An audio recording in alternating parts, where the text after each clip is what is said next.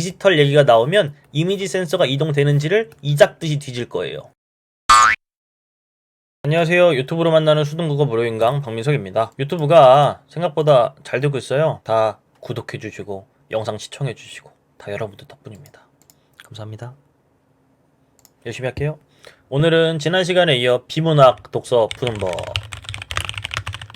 해볼 건데, 지난 시간에 중요한 내용 많이 했어요. 근데 일부에 불과하고 좀 적용하는 내용 영상을 안 찍은 것 같아서 요거까지 해서 마무리할 생각입니다.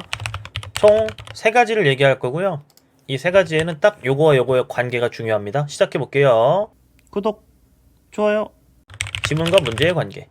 지문이랑 문제 중에 뭐가 더 중요하다를 얘기할 수가 없어요. 둘 다 중요하니까. 그래서 1, 2, 3이 있는 거고요. 1번은 지난 시간에 했던 내용 그대로입니다. 문제로 지문 예상하기. 문제 유형을 딱 정해줬었잖아요. 보기 문제 그런 거 안 보고요. 전체 내용 일치 문제를 통해 지문의 내용을 예상하고 5개의 질문을 만들어서 그 5가지를 확인하기 위해 열심히 읽을 거예요. 물론 그것만으로 안 되니까 2번, 3번이 있는 거겠죠. 그럼 나머지 내용이 남기 때문에 그 나머지 내용을 잘 처리하는 방법들을 알아야 하는데 2번 중요합니다. 지문의 일부로 나머지 예측하기. 지문의 일부는 뭐냐면 뭐 1문단 가지고 뒤에를 예상한다 하는 것도 많이들 하죠. 그리고 문단의 앞부분 가지고 뒤에 내용 예측하는 것도 많이 해야 되고요. 그리고 뭐 이런 것도 있죠. 구조. 거시독해에 해당하는 내용일 텐데 이 구조는 뭐 앞에 문제점이 나오면 뒤에 해결책이 나올 것이다. 앞에 질문이 나오면 뒤에 답이 나올 것이다. 뭐 이런 것들 있잖아요. 등등. 이런 것들까지 다 알아서 예상할 수 있다면 좋죠. 근데 2번은 완벽하게 준비가 안 될 거예요. 연습하면서 계속 조금씩 늘어가는 부분이기 때문에 2번이 완벽하게 안 된다고 해서 나 비문학 못하나 봐 하지 마세요. 1번이랑 3번을 잘하면서 2번은 키워가는 거예요. 3번은 뭔데? 3번은 지문으로 문제 예상하기. 지문으로 문제를 어떻게 예상해요? 너무 많이 예상하다가 이상해지는 거 아닌가 싶을 텐데 예상하는 수단 하나를 정해주겠습니다. 수단은 메모하기. 그 메모하는 거에 내용을 딱 정할 건데요. 뭐냐면 2개만. 딱 2개만 할 거예요. 비례반비례가 지문에 나왔다. 비례반비례는 뭐가 커지면 뭐가 커진다, 뭐가 작아지면 뭐가 커진다 있죠. 그게 나왔다. 혹은 뭐가 가장 크다, 혹은 뭐일 때 가장 작다, 이런 내용이 나왔다. 그럼 문제 100% 나옵니다. 지문에 나와 있는 걸 쓴다. 왜 쓸까요? 문제 100% 나오기 때문에 그 문제를 풀기 위해 쓴다. 뭐 이런 내용이죠. 나머지도 예상할 수 있으면 좋은데 그게 그때그때 다를 거라서 딱 100% 말해줄 수 있는 건 요건 반드시 메모하세요. 그리고 메모는 조금씩 습관 들여서 조금씩 커지면 좋아요. 요 3가지 다시 한번 생각해 보시고요. 멈춰서 머릿속으로 딱 되뇌이세요. 그런 다음에 실제 지문을 풀 때 어떻게 해야 되는지로 빨리 넘어가 보겠습니다. 실전 고! 올해 6월 평가원 기출이고요. 오답률이 가장 높았던 문제가 포함되어 있던 지문입니다. 물론 뚝딱뚝딱 해가지고 와 이렇게 하면 엄청 쉽네 이렇게 사기치는 수업 안 할 거고요. 차근차근 하나씩 볼 건데 그때의 방향과 중간중간의 과정 이런 것들도 하는구나 해서 자신이 했던 과정과 비교해보면서 우와 이런 것들이 있네, 이런 건 처음 받는 걸 하는 것들 배워가는 시간이면 좋겠습니다. 요렇게 연습하는 게 제일 좋아요. 캠을 좀 줄이고요. 해볼게요. 우리의 약속대로 본다면 우리가 제일 먼저 봐야 되는 문제는 얘예요. 윗글을 이해한 내용을 적절하지 않은 것은 왜? 얘를 뭐라고 부를 거니까? 전체 내용일치라고 부를 거니까. 어차피 우린 이 문제를 풀어야 됩니다. 근데 이 문제를 제대로 안 보고 지문에 들어가면 어디서 뭘 물어볼지 모르는 상태에 빠져서 다섯 가지고 뭐고 간에 다 외워야 돼요, 그냥. 근데 우린 5가지 뭘 물어볼지를 미리 알고 들어간다면 조금은 나아지겠죠. 완벽하게 해결되진 않겠지만. 물론 연습할수록 해결되는 정도가 엄청 커집니다. 해볼게요. 1번. 1번이랑 2번이 좀 같이 보였어요. 그래서 이거 vs 해놨죠. 영상 안정화 기술이 뭔지는 모르지만 분명히 이 글은 디지털과 광학의 vs일 것이다. 맞잖아요, 그건. 그리고 1번. 1번을 보고 제가 들었던 생각. 디지털 영상 안정화 기술은 소프트웨어를 이용하여 이미지 센서를 이동시킨다. 소프트웨어의 이용이 포인트여야 되거든요. 근데 만약에 이게 틀렸다면 소프트웨어가 아니라 하드웨어를 이용하는 걸 거예요. 왜? 소프트웨어의 반대말은 하드웨어니까. 이렇게 지난 시간에 추가적인 팁으로 반대말상을 많이 알고 있을수록 좋아 라고 말했는데 알고 있는 사람의 모습은 이런 거예요. 맨날 VS를 해서 뭔가를 써놓죠. 이렇게. 그리고 하나 더, 이미지 센서를 이동시킨다. 전 여기에 이런 궁금증을 넣어놨어요. 이거 공통점 이렇게 방법의 차이일 뿐 되게 구체적으로 궁금해하고 있잖아요. 1번에서는 특히나 1번 선택지는 언제나 이렇게 되게 길게 물고 늘어져야 돼요. 그래야 2번, 3번, 4번, 5번에서 궁금한 내용들을 많이 설정하면서 최대한 지문에 대해 많이 예상할 수 있답니다. 1번은 이래요. 디지털 영상 안정화 기술이라는 게 분명히 하나의 항목일 텐데 그건 소프트웨어냐 하드웨어냐 그리고 이미지 센서를 이동시키긴 하냐 이 정도가 궁금한 거죠. 2번 광학 영상 안정화 기술을 사용하지 않는 디지털 카메라에도 이미지 센서는 필요하다. 내용의 말투를 좀 바꾸세요. 이미지 센서라는 건 광학 쓰면 필수고 나머지도 기본 부품? 요거잖아요. 요 내용을 말한 거잖아요. 이 내용을 궁금해하고 확인해서 2번 선택지 확인하면 되잖아요. 요 정도의 느낌. 3번 연속된 프레임에서 동일한 피사체의 위치 차이가 작을수록 동영상의 움직임이 부드러워진다. 아까 세 가지 방법을 얘기했어요. 그 중에 세 번째에 해당하는 내용인데 비례 반비례 관계 메모하기. 분명히 우리는 읽을 때 메모를 할 거고요. 그 메모 내용과 3번의 내용을 같이 맞춰보면 돼요. 캠 좀 옮길게요. 위치 차이와 부드러움은 반비례하는가? 4번 디지털 카메라의 저장 매체에는 이미지 센서 각각의 화소에서 발생하는 전기 신호가 영상으로 저장된다. 저는 엄청나게 많이 궁금해하기는 기억이 안 날 것 같아서 4번에서 뭘 확인하기로 했냐면 디지털 카메라의 일반적 저장 원리 확인할 겁니다. 그리고 전기 신호와 관련이 있는지도 확인할 거예요. 돼요? 5번 보정 기능이 없다면 손떨림이 있을 때 이미지 센서 각각의 화소에 닿는 빛의 세기가 변화 영상이 흐려진다. 빛의 세기의 변화 영상 흐려짐의 원인?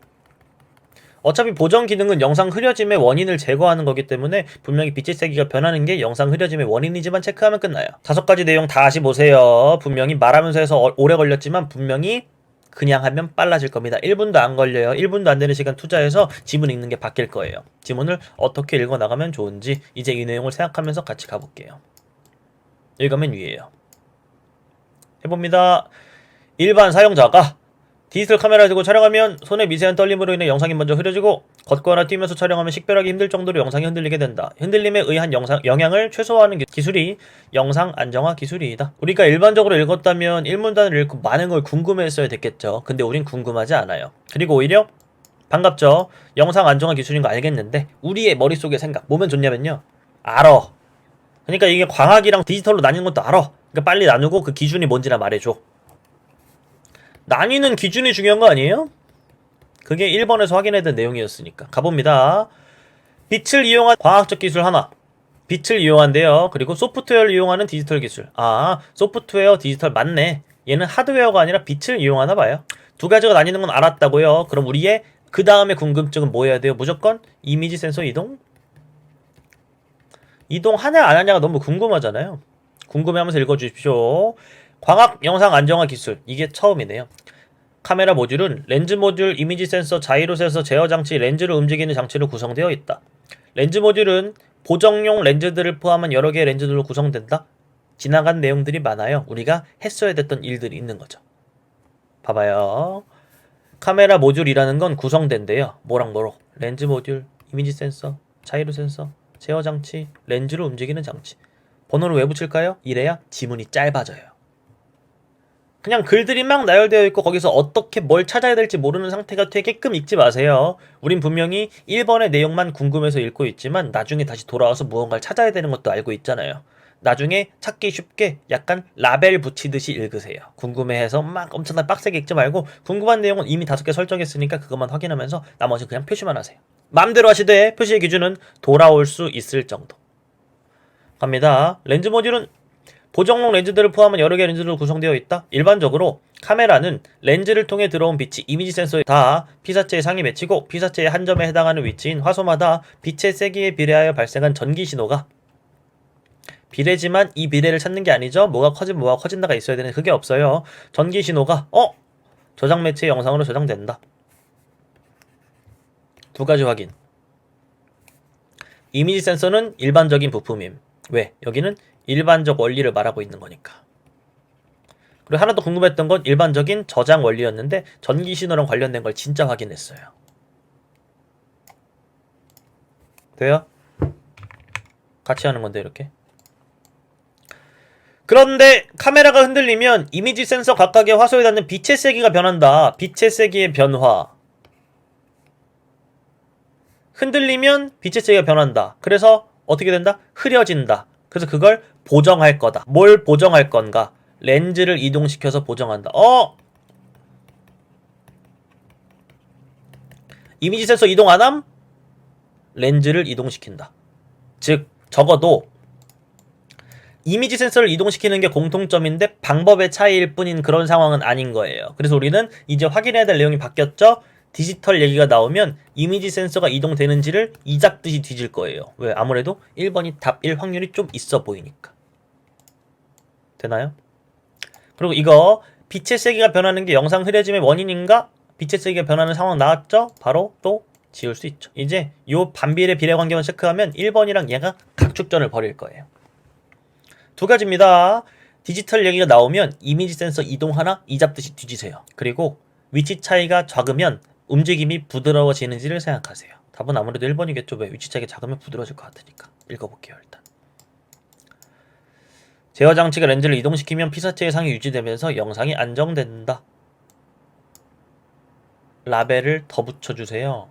이런 편해지거든요. 이 문단에 라벨 뭐라고 붙일 거냐면 각 부품 내용 많았음. 전 이렇게 하는 편이에요. 왜? 돌아올 때 부품의 자세한 내용 물으면 여기 와서 찾으면 될 것 같으니까. 심지어 번호까지 붙이고 있었죠. 번호 마저 붙여볼게요. 렌즈 모드 1번, 이미지 센서 2번. 그리고 3번 자이로 센서였는데 여기 3번 자이로 센서. 그리고 제어 장치 4번. 뭐만 남았어요? 렌즈를 움직이는 장치가 남았죠. 밑으로 갑니다. 렌즈를 움직이는 방법 중에는 보이스 코일 모터 5번. 이용하는 방법이 많이 쓰인다. 왜? 렌즈를 움직이는 장치니까. 보이스 코일 모터는 쭉 하는데 아무래도 우리가 궁금해하는 내용은 없어요. 왜? 우리는 디지털이 나오면 그때 그게 이미지 센서를 이동시키나가 궁금한데 쭉 하면서 없잖아요. 근데 이외에도 카메라가 흔들릴 때 이미지 센서를 움직여 흔들림을 감지하는 방식도 이용된다. 근데 아직 OIS니까 관심사가 아닌 거죠. 여기다가 전 라벨을 이렇게 붙일래요. 보이스 코일 모터 내용 여기 있음. 이렇게. 글씨 좀 이해해주세요. 밑에 OIS 기술이 손떨림을 훌륭하게 보정해줄 수 있지만 렌즈의 이동 범위에서 한계가 있어 보정할 수 있는 움직임의 폭이 좁다. 원래 같으면 되게 중요한 내용이잖아요. 와, 이런 한계가 있고 이런 한계를 보완하는구나. 별로 안 궁금해요. 왜? 물어본 적이 없기 때문이죠. 디지털 영상 안정화 기술 나오자마자 우리의 관심사는 일단 하나, 이미지 센서 이동함, 안함. 촬영 후에 소프트웨어를 사용해 흔들림을 보정하는 기술로 역동적인 상황에서 촬영한 동영상에 적용할 때 좋은 결과를 얻을 수 있다. 이 기술은 촬영된 동영상을 프레임 단위로 나눈 후 연속된 프레임 간 피사체의 움직임을 추정한다. 움직임을 추정하는 방법은 특징점을 이용하는 것이 있다. 나중에 뭐 중요할 것 같긴 하죠. 그러다가 쭉 했다. 선택된다. 뭔가 기준도 있고 중요한 말 같아서 한마디만 써놓을게요. 혹시 모르니까. 특징점. 그 밑에 먼저 K번째 프레임에서 특징점을 찾고 저 여기 나오자마자 먼저 나오면 그 다음이 나오니까 순서가 나오잖아요. 여기 이렇게 써놨어요. 어려운 내용 개 많음. 돌아오면 돼요. 두 프레임 중에다 그리고 흔들림이 발생한 거 이미지 센서 이동이 안에 하다가 위치 차이만큼 보정하여 움직임이 부드러워진다. 위치 차이가 줄어들면 움직임이 부드러워진다. 이게 미리 알고 있지 않으면 반응이 안 되거든요. 그러면 얘를 지우고 이미지 센서는 역시나 이동하지 않나 보구나. 답은 1번 찍고 이젠 더 읽는 거예요. 편안하게. 특징점의 수가 늘어날수록 연산이 더 오래 걸린다.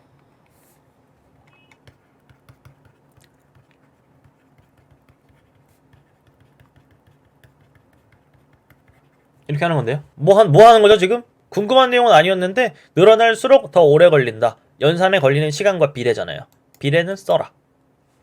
한편 영상을 보정하는 과정에서 영상을 회전하면 프레임에서 비어있는 공간이 나타난다. 비어있는 부분이 없도록 잘라내면 프레임들의 크기가 작아지는데 원래의 프레임 크기를 유지하면 화질은 떨어진다. 어려워.